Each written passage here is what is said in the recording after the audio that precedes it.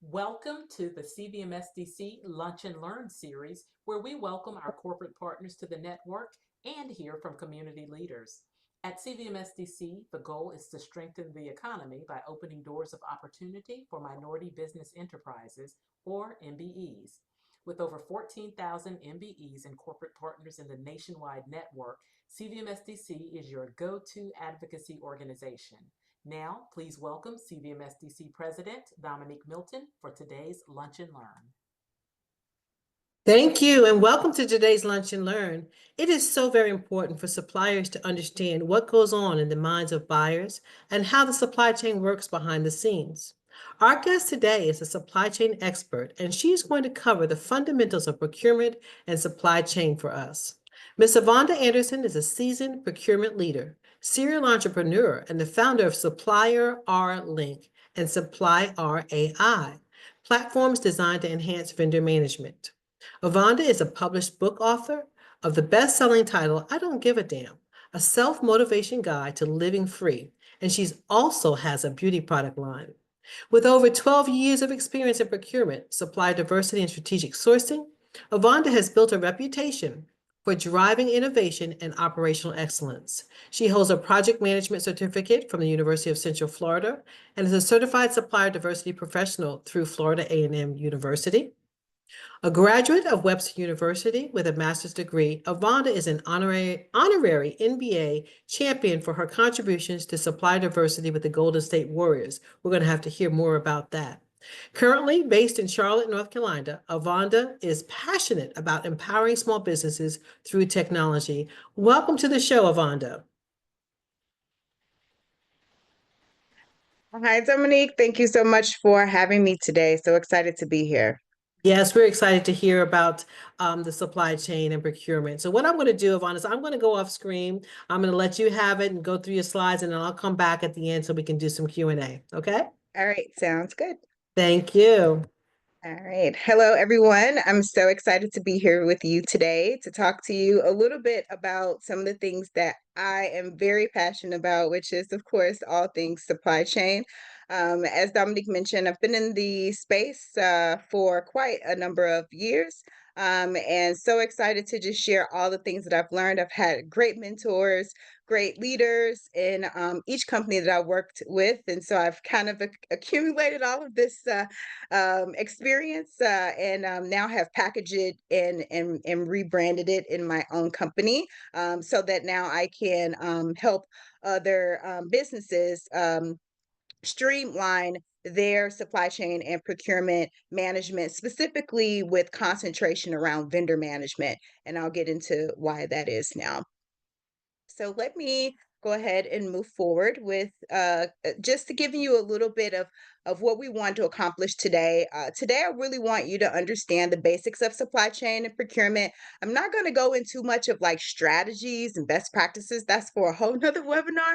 Today is just going to be very high level, just kind of showing you some of the key parts of supply chain, that procurement and how they intertwine, and maybe giving you some insights that you can help with aligning your procurement team or your supply chain team to really incorporate some different aspects so that it's more easy for you to execute or again streamline your procurement process itself. We want to explore again some best practices. I'll throw some in there. Don't worry. And some trends, especially around AI and technology that's all over the place. And then we're going to be excuse me, we will discover tools to elevate procurement operations. And then I will be introducing you to my method, which is the supplier method, and my platform, supplier.ai. I won't dive into it, but I'll just briefly mention what they are. And if you want to gather more information to see about how my method or my platform can help your organizations, please feel free to reach out to me directly. So, Supplier Link is a procurement transformation firm and technology provider that empowers organizations to simplify vendor management, reduce administrative burden, and maximize the value of every supplier relationship. And what we do is procurement consulting and fractional support. We do vendor management, strategy, design, inclusive sourcing, compliance frameworks, and digital tool implementation adoption. So I can even help you with your current tech stack if you have one, or if you need to go through a digital transformation for your procurement team. My company can help you with that. And basically, we equip teams with both the strategy and the systems to run procurement better. Our tools and resources is my proprietary supplier method. It's a framework built on 5 pillars to align the intake, the sourcing, the contract, the onboarding, and the renewal all in one cohesive, not only process, but application. And we'll get more into that. Supplier.ai is our proprietary SaaS platform for vendor management, risk tracking, and contract compliance.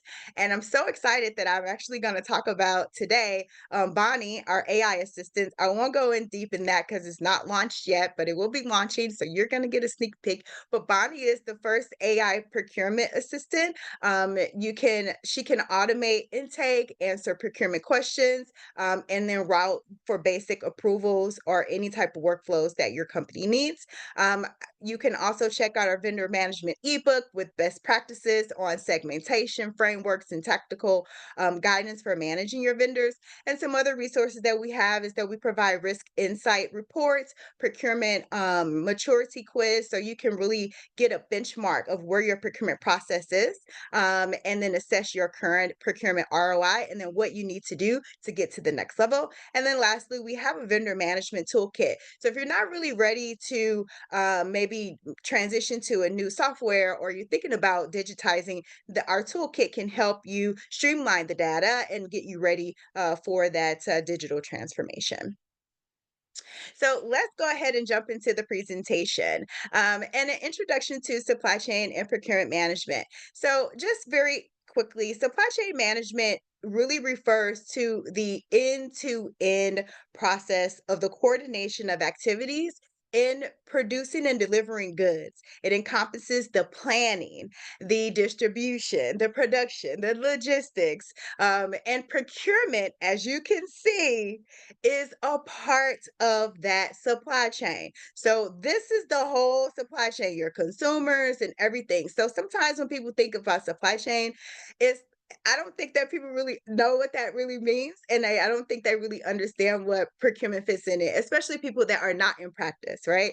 So I want to be very clear that procurement sits into the supply chain and manages the processes. So procurement ensures that the supply chain has everything it needs from goods to services so that you can make sure that that the supply chain is running efficiency. So that's really what effective procurement and it does for the business, is making sure that the right materials get to the right place at the right time by the right supplier for the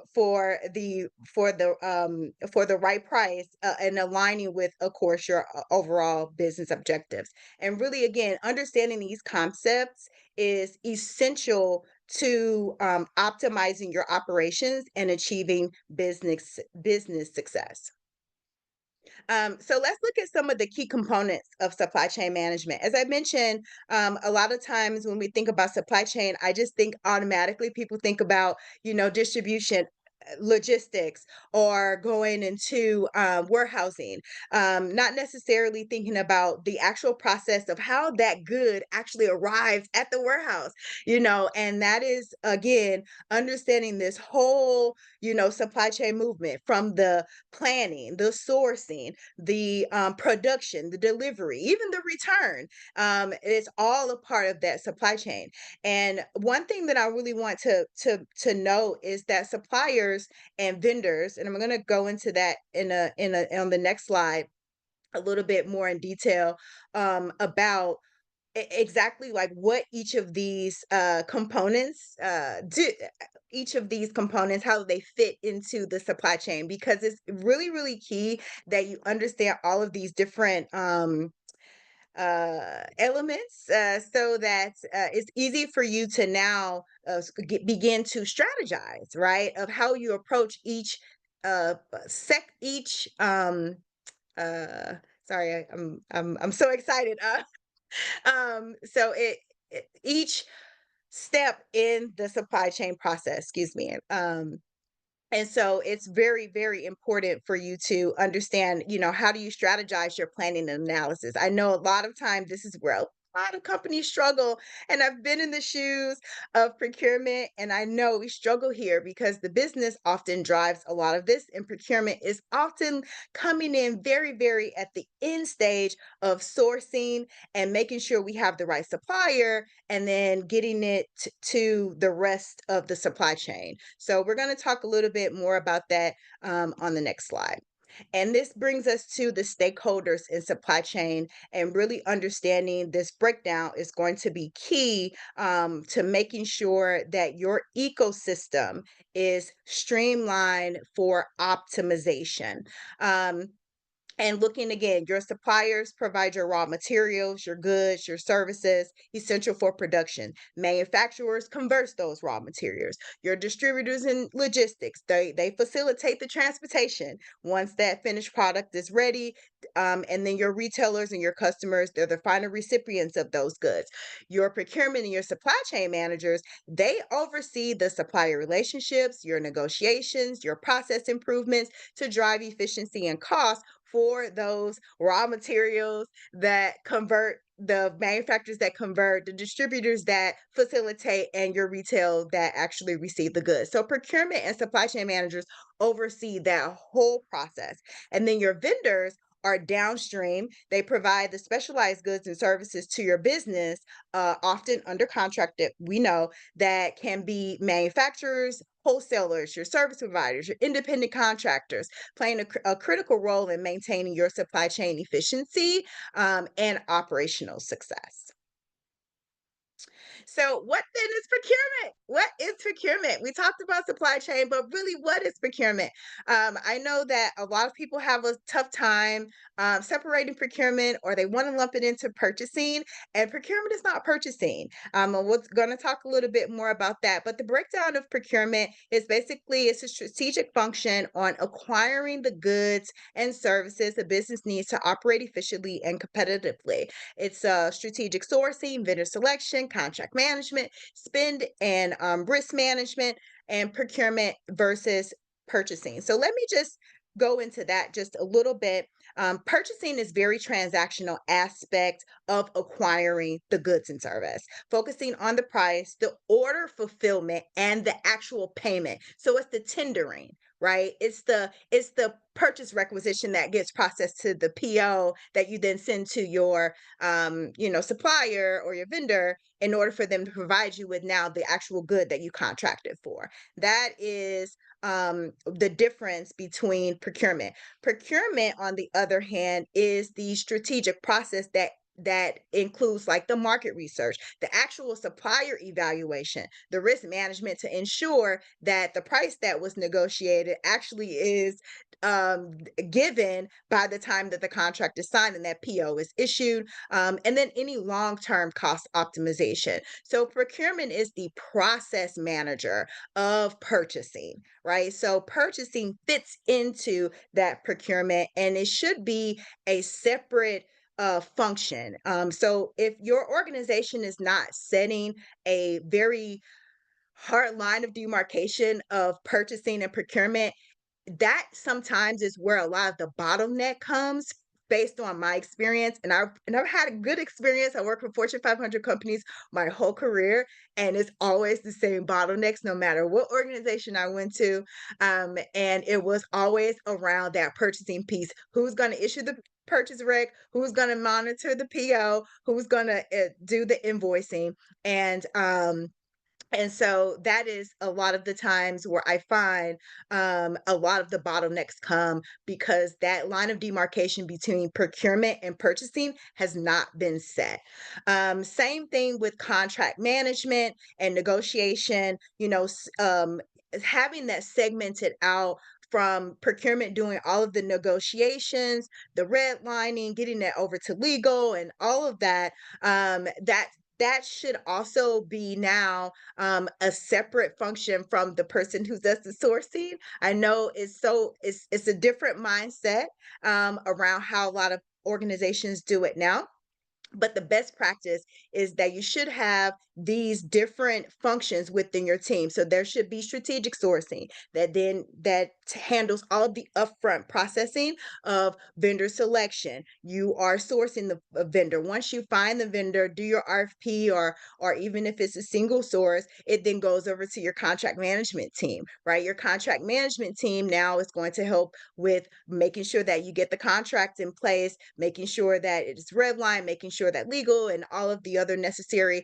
contract terms are in there. And then once the contract is done and you're ready to sign the contract, it should then go over to your purchasing team to issue your PO, PR, and purchase rec. And then your vendor management team should be managing then after the contract signs. So that is also a area of issue where I've noticed in organizations that I've worked in, is that there isn't a lot of vendor management, relationship management after the contract is signed, unless there's an issue, right? Even at renewals, you can't find stuff, or it's just a lot of running around. And so this way, it allows for very streamlined process to move from one process, and it gives the business a sense of knowing as well, so that they are more in line with their procurement process. And I also find that is a whole bottleneck, because the business wants one thing, they just want the one thing they want.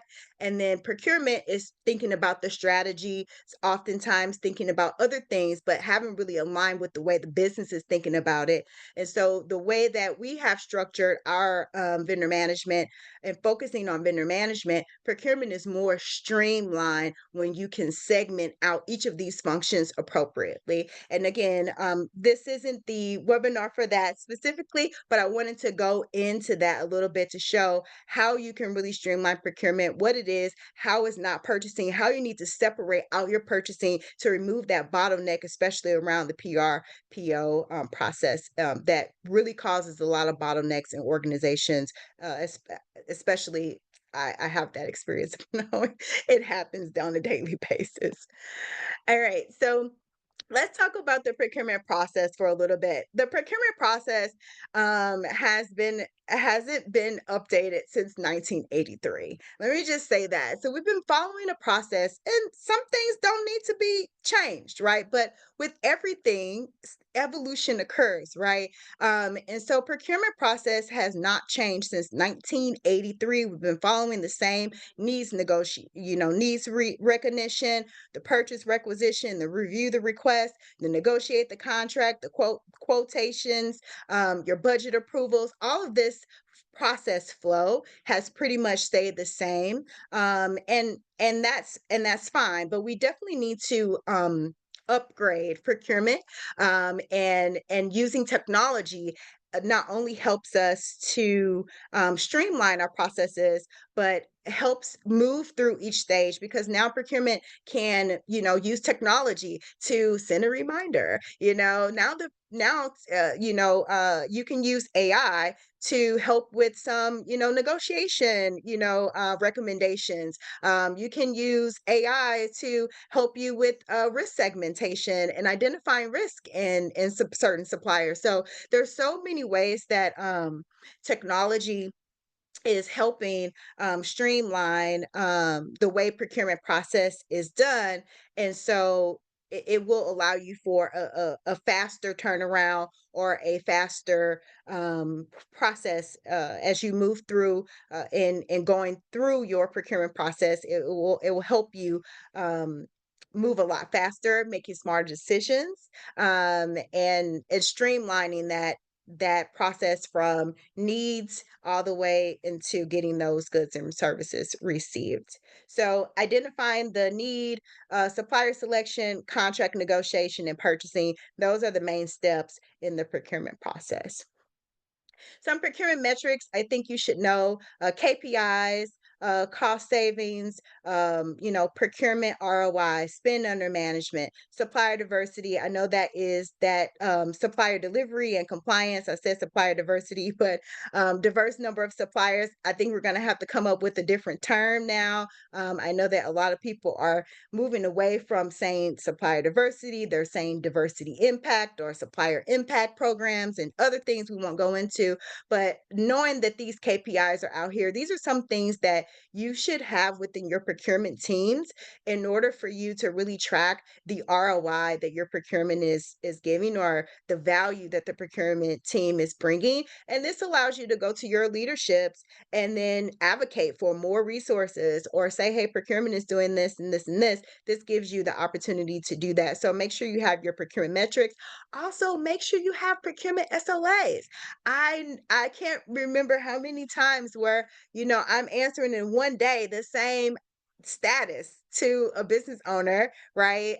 Because when is the turnaround? When is this going to be done? There isn't always a lot of hard, fast, and rules around service delivery for procurement. So maybe if you're onboarding a new vendor, maybe you complete that with 5 to 7 days. Is that within your space to do? Maybe around, sourcing cycle times, or, maybe around even procurement response times. You got 24, 48 hours. One thing that I want to also know is around this PO creation.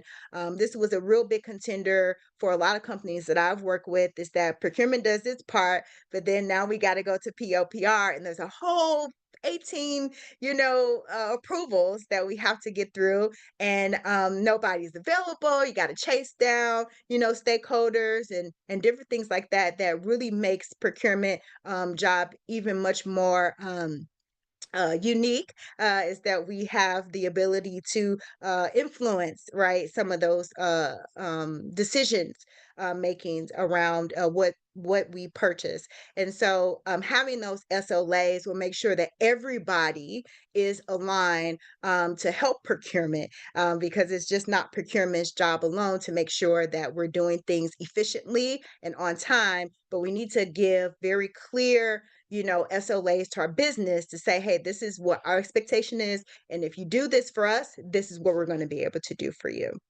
Yvonne, define Uh, SLA. sorry. This is a service level agreement.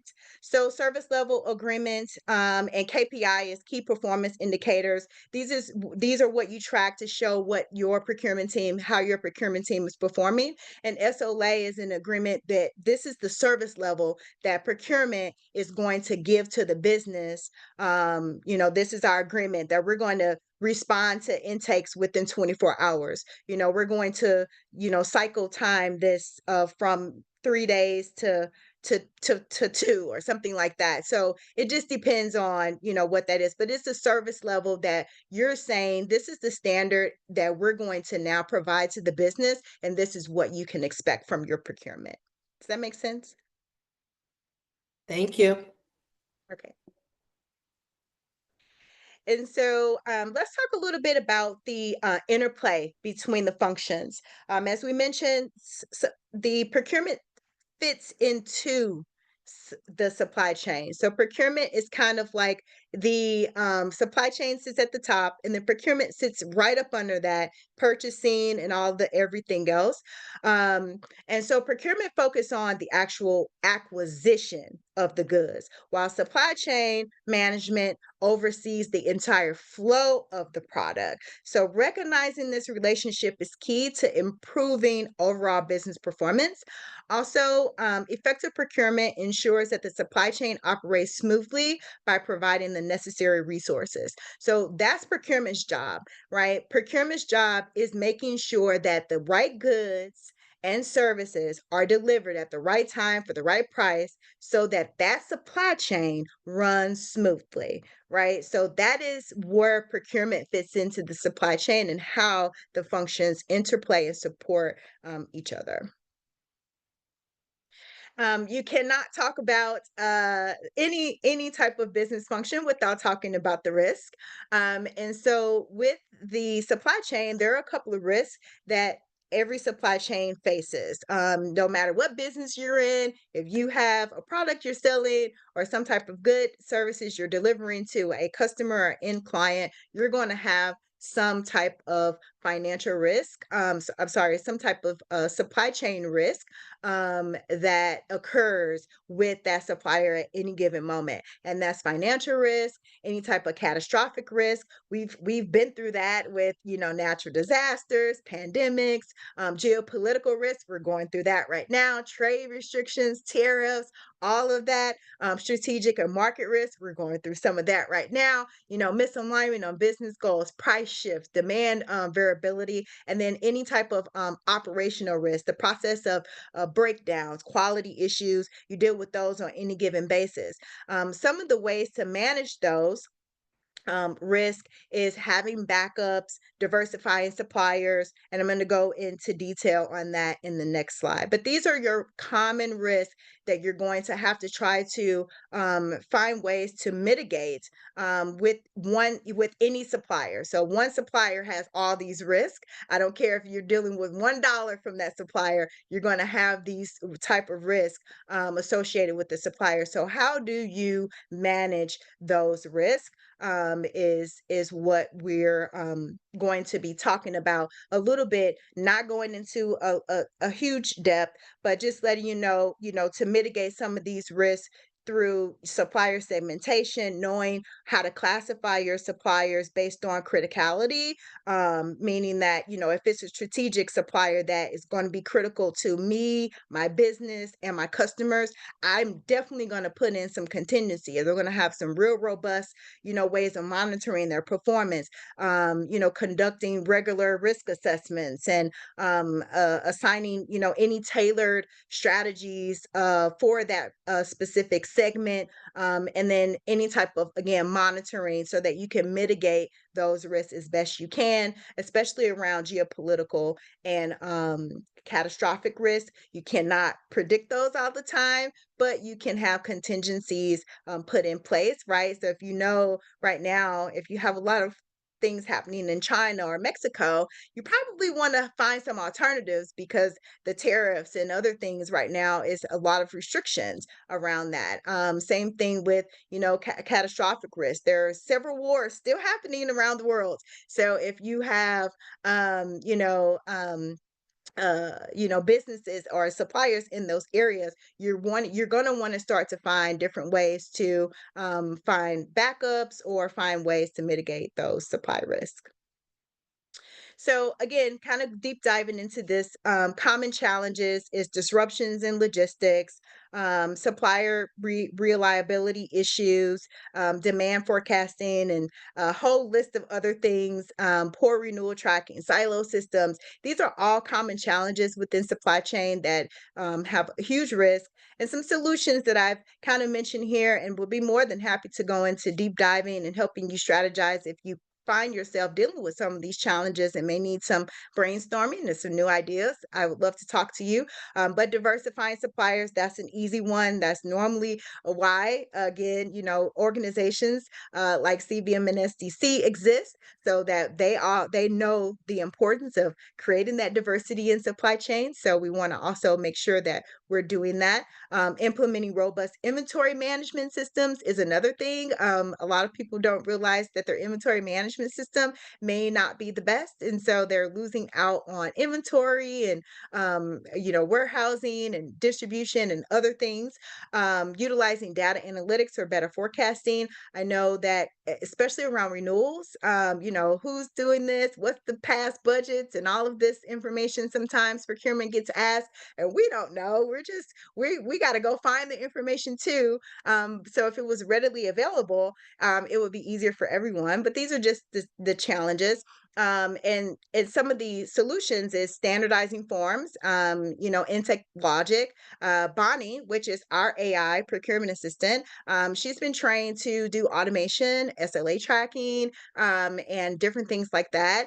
And AI risk scanning. You can now use tools that help you with getting, risk evaluations done very, very easily on your supplier. So you already know upfront if you want to deal with with that supplier or not, they may be too risky for you to deal with. Now you can get this information up front. Before, you had to go through it to know how risky they were, but technology has changed all of that, that you can get a lot of this information on suppliers up front, so you have better insights to making better decisions. And then lastly, just cross-functional workflows. These are so important for you to really realize, automated contract routing, SLA based review triggers. If there's a strategic supplier that is really critical to your business, how do you really put into place uh, uh, practices that can help you mitigate any type of risk that that supplier may pose. So these are some things that you could do, very high level, but just some things that you can do now to mitigate some of these common challenges within the supply chain. Importance of sustainability and supply chain. Sustainability is a buzzword. It's been around for a minute, but it has become such a thing, where it's now a requirement, especially like for pharmaceutical companies. You have to now use, like, I was reading somewhere the other day, EcoVardis, which is a highly ranked sustainability provider, where it provides you with stats on sustainability for your suppliers. A lot of companies are now requiring that be a part of their RFP process and other things like that. So sustainability is definitely something that should be high on your priority list when you're thinking about supply chain. And it has to do with, making sure that you have sustainable manufacturing, that they're not using child labor, for instance, right? That they have optimizing the production process. What is your supplier doing to mitigate waste, to make that end product for you? Increase energy efficiency. As we grow in population, that means strain on current resources. So how can we be as efficient as we can? And then producing less pollution, emissions, and waste, and so forth. And industrial symbiosis. I cannot pronounce that word correctly, but it really has to deal with, like, the industry of the industry that you're in. What is the industry doing, and are you in compliant with that? So, say for instance, pharmaceuticals, right? They have a very strict industry. So are you aligned with those industry regulations, basically? And then design or remanufacturing. Does your manufacturing have to be redesigned in order for you to be more sustainable, reduce your carbon footprint, get better in your regulations, and so forth? And the growing importance is companies are increasingly focusing on sustainable practices to reduce their environmental footprint. It will have some benefits for you with sustainability. It enhances your brand reputation. I know a lot of people are looking to work with businesses that are sustainable. It matters to them. It reduces waste and resource consumption. And it meets consumer demand for responsible sourcing, and integrating sustainability into your supply chain management, and not just ethical, is beneficial for your business for a number of reasons. So, lastly, let's talk about technology in supply chain and procurement.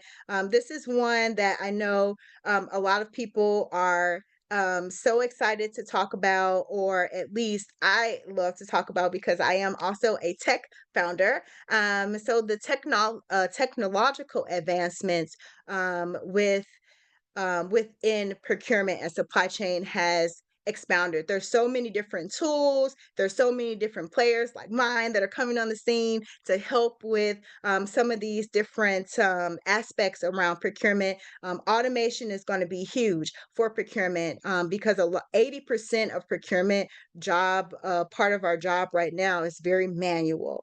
80% of it, we manually do everything, manually look for data. We manually have to do a lot of outreach. We manually have to track a lot of information on spreadsheets and other things. So it's very manual. So streamlining this process to reduce the manual effort is going to be key in the next couple of iterations around the technological advancements within procurement.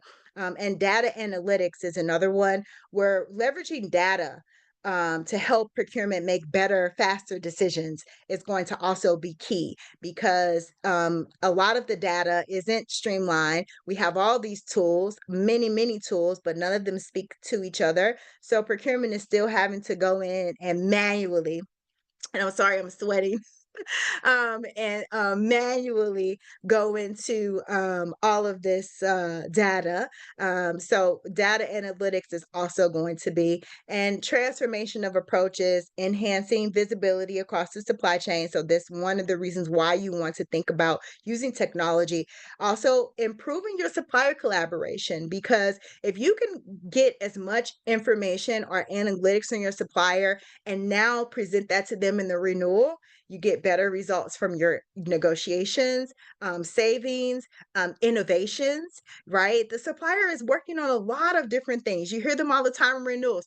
Oh, we did all these updates to our software, and so now we got to charge you 15% more. And it's like, well, I wasn't in on these updates and innovations. So working with your supplier that way, you can share in some of those costs. And then technology plays a vital role in modernizing supply chain and procurement management. It's going to be a game changer for procurement. And I'm hoping that more organizations, really adopt technology. I think they are, but moving past the procure to pay systems, like really putting in very robust vendor management systems to help procurement manage the vendor after the contract is signed. That's going to be super critical for procurement in the next phase of the procurement journey as far as technology goes, because AI is no longer future vision. It's really going to be how procurement is leading and tracking performance and efficiency, and AI can really help enhance procurement as far as automation and streamline and really reducing the administrative burden for procurement, so that procurement can now really focus on strategy and really get in front of a lot of the planning with the business for that more streamlined, structured approach to procurement and supply chain management. So let's recap. Summary of main points: supply chain versus procurement, knowing what the difference is and how they interplay. We talked about procurement is evolving, and that is no longer just about purchasing. It's about strategy, data, relationships, risk management. Key procurement metrics matter. You can't improve what you don't measure. I know you've heard that before. Focus on cost savings, supplier performance, risk, and speed. Common challenges need better tools: manual intake, poor vendor data, misalignment with stakeholders, and compliance gaps are holding teams back, right? So we gotta get in front of it, and technology is the way to go. And then introducing my supplier method is a modern vendor framework, vendor management framework that gives procurement structure and visibility across lifecycle management using AI and using a tool that now is streamlined into one unified platform. So using not only a framework, but then also a tool that can give that to you.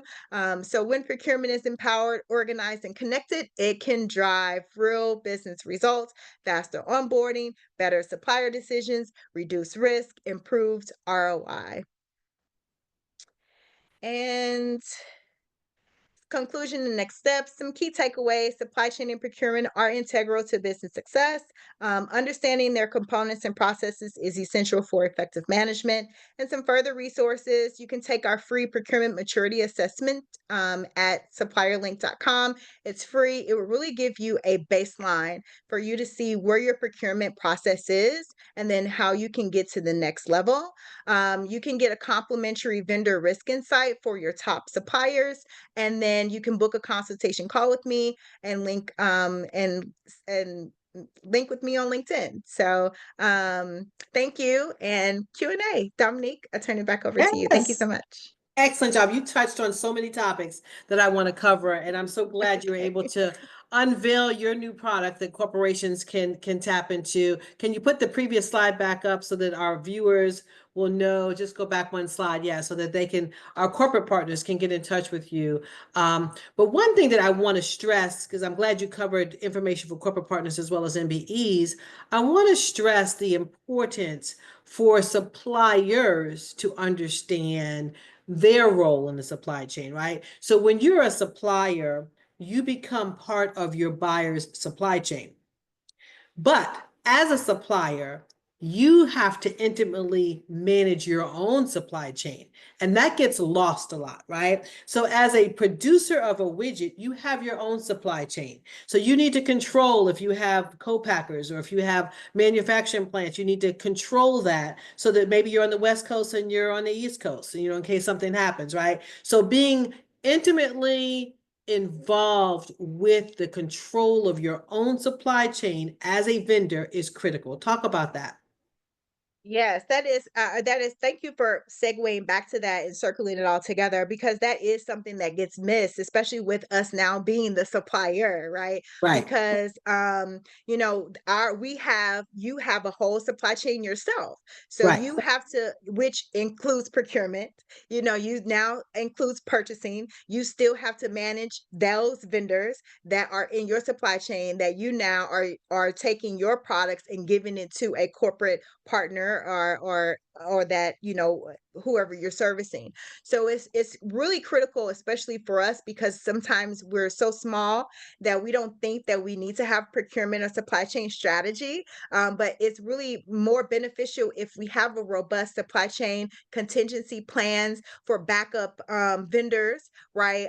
So if we are having, like you said, if you are on the West Coast and one vendor can't provide you, instead of telling your customer, hey, I can't meet this deadline, you already got 2 or 3 suppliers lined up or vendors lined up that can take their place. You have contingencies in plan. You have backup suppliers that you can go to. You have contracts, which I also find that and I want to say maybe not for our type of groups, but I know for even some smaller suppliers, they don't really have, they don't feel, because they're not big enough, that they can't get a net 30, a net 40, or net 60, or whatever those terms may be, and get a contract with a vendor that kind of controls that. I know a lot of times that they're going out and buying or sourcing not from the right places.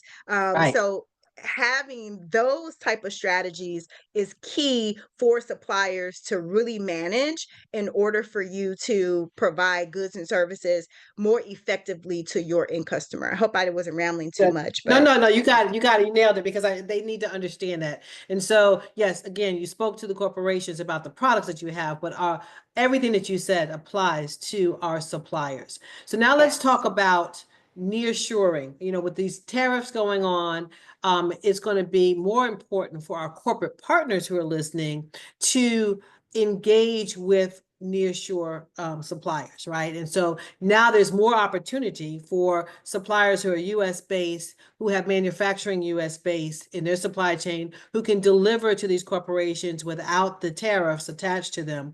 Talk about that. Yeah, that's going to be key, and that goes back into then now the procurement teams on those in those corporations looking to now nearshore. How are they going to identify suppliers, right? How Right. are they going to find them? Partnering with organizations such as yours, CVNS MNSDC, but then also making sure what other strategies do they have in order to compete, right? Because again, it brings it back to, if they're manufacturing in the US, are all of the products being manufactured in the US? What does that supply chain look like for Exactly. maybe those things that you have to still go outside to produce or get? So the supply chain robustness still needs to have some global view of it. We can't get around it. But now, maybe China was your primary maybe Mexico was your primary. There's emerging markets all over the place, right? So are we really looking for those emerging opportunities? How are we really looking and utilizing the resources that we have right in front of us is going to be key. And I know I have some great experience in sourcing. I've been in strategic sourcing primarily all my career. And one of the things to identify suppliers, yes, you want to talk about risk management, you want to talk about all those good things, capabilities, all of those things matter. But I think the biggest aspect of around procurement, looking at nearshoring, is giving opportunities, right, to the smaller organizations because Yes. they're going to be more nimble, they're going to be easier to work with, they're going to also be able to grow with your organization, if I can Right. say, No, that makes versus total sense. It makes total sense. yeah, And yeah, not to cut you off, but the point I want for us both to stress is the importance for the supplier to diversify. So if there was a yes, widget that you got from China, to make your whatever you have, look for suppliers here in the United States that can make yes, that widget, right? So now you've diversified. And now again, going back, you've taken control of your supply chain, and you can say to that buyer, if it's BMW, if it's Michelin, whoever it is, a contractor, I have total control of my supply chain. It's all US based, and I have diversified, and I can go with this manufacturer or this manufacturer depending on what I need. So that is important. So the other thing I want you to touch on, and I'm so glad you touched on ESG, because I'm constantly training the MBEs on why you need to understand environmental social governance and how it's important to the particular company that you're dealing with, right? If they have environmental goals, you need to make sure that your language is speaking to their goals. And when you're responding to RFPs, that you're doing so with the proper language, because one or two words, right? One or two inferences about what you're doing that's sustainable could put you points above somebody else who's not speaking that same language. So that is very important for our MBEs to understand. But as, would you want to have a comment on that? I was going to say ESG is one of those areas. It is very niche to industry, depends on what the manufacturing is, but it's becoming more broader in the expectation, right? That everybody's going to be Yes. sustainable, right? So there are certifications that suppliers can get to show that they're sustainable in their practices. So even if you don't make anything, like myself, I am a service provider, so I don't have a Right. physical product, but I can still reduce my carbon footprint on, how do I, store some of my hard drives or Right. some things about electricity. So I can still get a certification as a sustainable supplier. So look into that. EcoVardis has one, and I know that there are some other ones offered. Happy to talk offline and help research, but there are programs out there that suppliers can get certified as sustainable, and I'm sure that you probably have access to some of those resources if they're interested in partaking. But it is something that if you're not there, it's one of those things. Be ahead of the game if you can. Good. Very good. Okay, well, we're getting close to the end. I want to talk about one more thing very quickly. Why is it important for our suppliers to register in corporate portals? Yes, because like anything, you're always going to look where first, right? So if it's a corporate portal, it's our data. I own that, right? And so I'm going to go look there first. So if you're not there, I'm not going to see you necessarily. I don't know what you do necessarily, and I'm not going to automatically always go outside to a third party looking for suppliers if I already have them in my database, because you do business with people that right? So if you're not Yes. in my database and not in my portal, I have never heard of you, it's going to be harder for, and this is me, Avonda, speaking as a procurement practitioner Sure. now. Sure. It's going to be very hard for me to get my business, right, to even think about new suppliers. So it's very important for you to register with corporate portals, because that is our go-to, where we look for suppliers first. And then if we cannot find suppliers, then we can go out to organizations like CVM and SDC. But most of the time, we're going to be looking at our own portals and working with the suppliers to develop them that have actually showed interest in working with us. So if you're in our portal, that means that you really want to do business with us, and you may have a better opportunity to getting opportunities. Excellent, excellent. Well, I'm going to leave the last question. No, I have two more questions for you. So, we talk about those relationships, right? And so, MBEs or just any small suppliers have trouble building those relationships. And I always tell people, you want to create that relationship before you actually need it. I tell our corporate partners, you want to meet these suppliers before you actually need them, because the day you need them, it's too late to meet a new supplier, right? So talk about the importance of relationships, because that's, our whole BOC conference is coming up. Accessible Connections is talking about relationships and how you build those connections. Talk about that.